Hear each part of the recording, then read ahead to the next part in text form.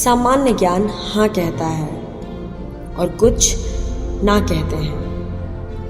मानव जाति के अस्तित्व के वर्ष के बाद से आस्तिक लोगों को भगवान के अस्तित्व के बारे में चुनौती दी गई है।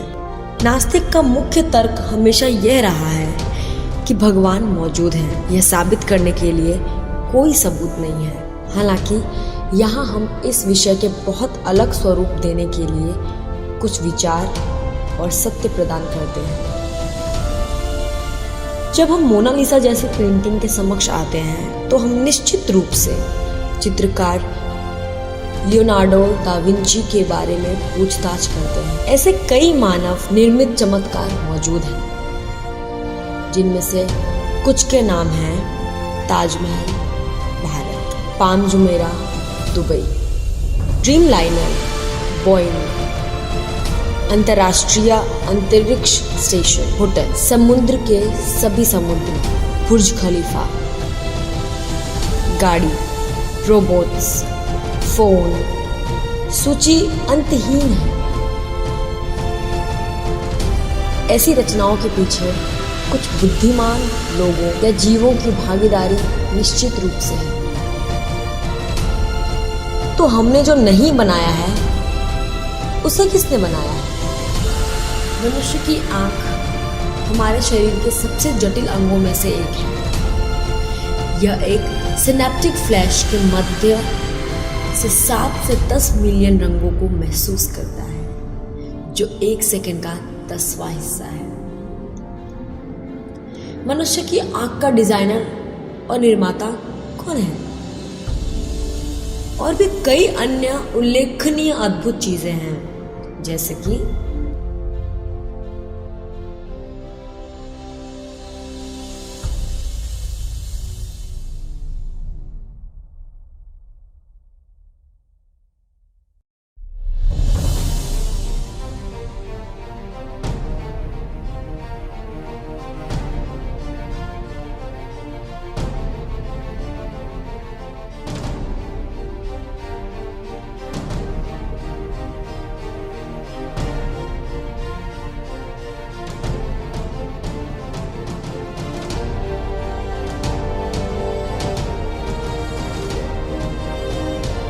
एक जटिल डिजाइन सुचिंतित डिजाइनर को संकेत करता है। आधुनिक वैज्ञानिक के अनुसंधान से पता चलता है कि ब्रह्मांड की बारीक मात्रा का विवरण काफी आश्चर्यजनक है, जो एक बुद्धिमान डिजाइनर का काफी स्पष्ट रूप से संकेत करता है। आइए कुछ उदाहरण देखें। पहला, पृथ्वी के घूमने की गति। अगर पृथ्वी बहुत तेजी से घूमती तो हम बहुत सारे तूफान जैसे बवंडर और समुद्री तूफान का सामना करते, और अगर बहुत धीरे धीरे घूमती तो रात में बहुत ठंडी और दिन में बहुत गर्मी होती। क्या पृथ्वी ने अपनी सही गति के बारे में खुद ही सीखा है, या क्या इसे ठीक वैसे ही मॉनिटर किया जा रहा है जैसे एक उपग्रह को सैकड़ों वैज्ञानिकों द्वारा एक साथ मॉनिटर किया जाता है? दूसरा, पृथ्वी का आकार और उसके अनुरूप गुरुत्वाकर्षण ज्यादातर नाइट्रोजन और ऑक्सीजन जैसे गैसों की एक पतली परत रखता है, जो केवल पृथ्वी की सतह से लगभग 50 मील ऊपर फैली है। अगर पृथ्वी से छोटी होती तो वातावरण असंभव होता।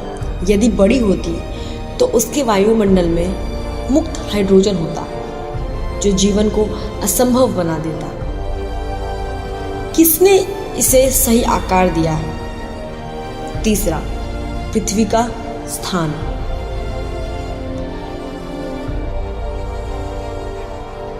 हालांकि यह लगभग 67,000 मील प्रति घंटे की जबरदस्त गति से घूमती है, लेकिन सटीक दूरी पर अपनी स्थिति बनाए रखने के लिए इसका प्रबंध किया गया है। इसके अलावा यह पाया गया है कि यदि पृथ्वी सूर्य से दूर होती तो हम फ्रीज हो जाते हैं,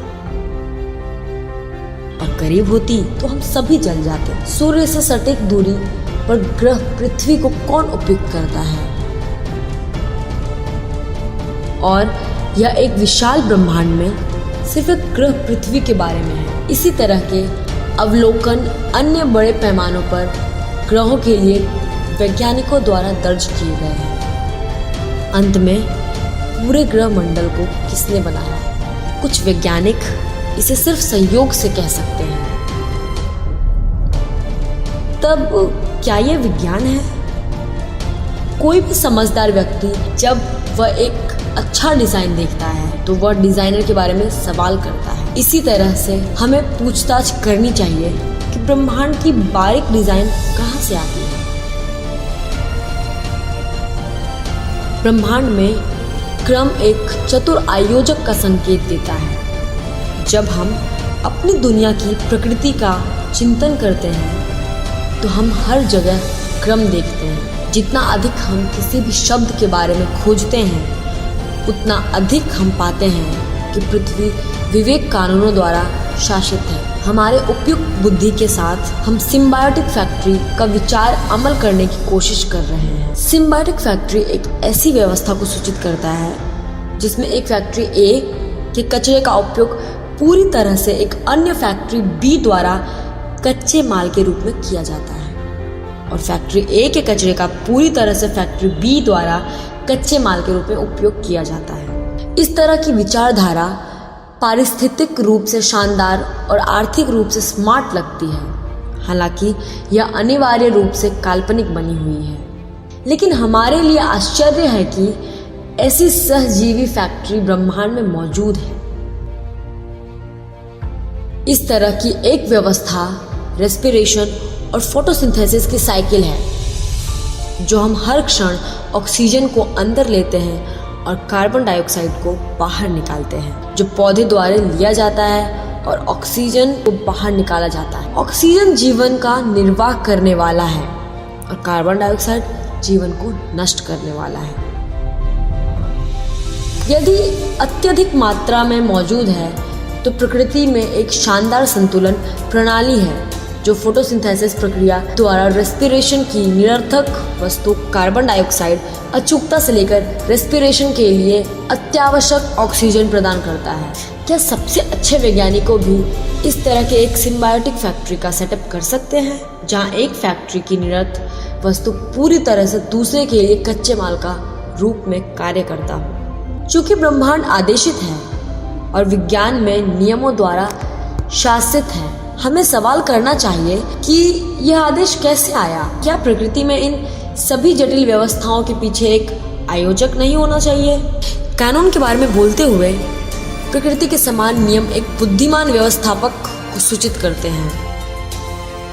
जीवन का बहुत कुछ अनिश्चित लग सकता है, लेकिन इस बात पर गौर करने की दिन प्रतिदिन गुरुत्वाकर्षण का स्थिर रहना, एक कॉफी में एक गर्म कप ठंडा होना और पृथ्वी 24 घंटों में समान ही घूमते रहना, इस विषय पर हम गणना कर सकते हैं। ये कैसे हो सकता है कि हम पृथ्वी के नियमों की पहचान कर सकते हैं जो कभी नहीं बदलते हैं? ब्रह्मांड इसी सुव्यवस्थित रूप से विश्वसनीय क्यों है? महान वैज्ञानिकों का मानना है कि नियमों का पालन करने वाले ब्रह्मांड के लिए कोई तार्किक आवश्यकताएं नहीं है। जो गणित के नियमों का पालन करते हैं और जिनके लिए एक ब्रह्मांड की कल्पना करना आसान है, जिसमें परिस्थितियां अनिश्चित रूप से तुरंत बदल जाती है, उन्हें अकेले ही रहने दीजिए। क्वांटम इलेक्ट्रोडायनेमिक्स के लिए नोबेल पुरस्कार विजेता रिचर्ड फेनमैन ने कहा, प्रकृति गणितीय क्यों है? ये एक रहस्य है।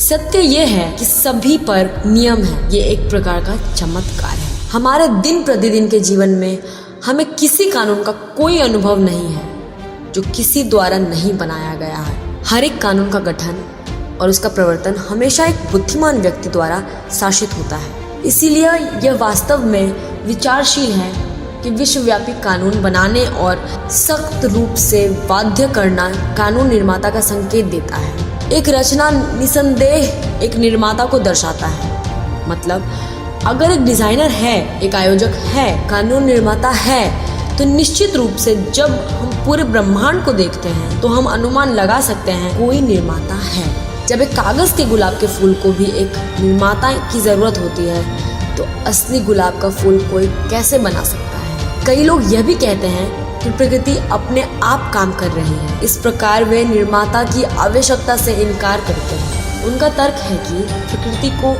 नियंत्रित करने वाले ईश्वर की किसी भी दिव्यता को देखना एक अवैज्ञानिक मानसिकता से आया भावुक लालसा मात्र है। इस प्रकार क्या प्रकृति अपने आप काम करती है? इस संदर्भ में स्वचालित रूप से प्रयुक्त शब्द कुछ भटकाने वाला है, क्योंकि स्वचालित रूप से नियंत्रक की अनुपस्थिति का संकेत नहीं देता है, बल्कि नियंत्रक के ज्ञान की अनुपस्थिति का पता चलता है।